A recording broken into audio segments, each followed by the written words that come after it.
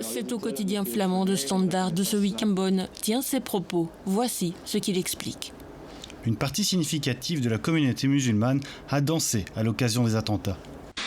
C'est l'outrance des partis populistes et on la rencontre partout malheureusement.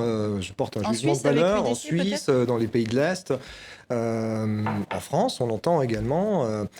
Tout dépend. Moi ce qui me frappe, c'est que pour des raisons de posture en fait politique, pour tenter de conserver son électorat, il se permet cette phrase qui ne correspond sans doute pas à la réalité et il le fait alors que le gouvernement est très fragile. On rappelle que la Belgique, pendant plus d'1 an et demi, pendant exactement 541 jours, n'a pas eu de gouvernement.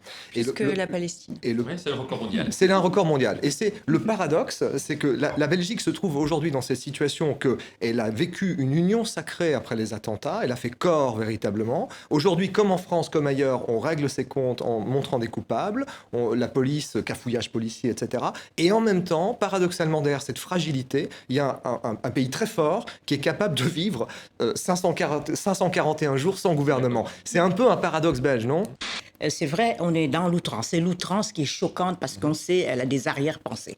Mais il ne faut pas se voiler la face. Je me souviens qu'en 2001, au moment de l'attentat contre les tours jumelles, il y a des gens qui étaient contents en Afrique. J'ai vu des jeunes qui portaient le t-shirt Ben Laden. Et même là, tous ces attentats, vous savez, nous sommes tous dans le deuil, absolument, mais pas tous. Il y a toujours une petite partie de gens que ça arrange, qui trouvent ça très bien, etc. Mais c'est une partie infime.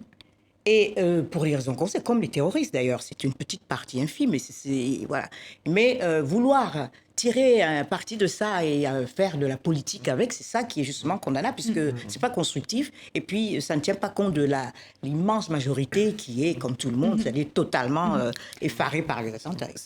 Et là où Yann Liambon frappe fort, c'est qu'il vient quelque part, comme disait Jean-François Kahn, on a tous dans notre cerveau des petits morceaux, il vient juste s'adresser à ce petit bout-là en disant, voyez, hein, je vous ai entendu.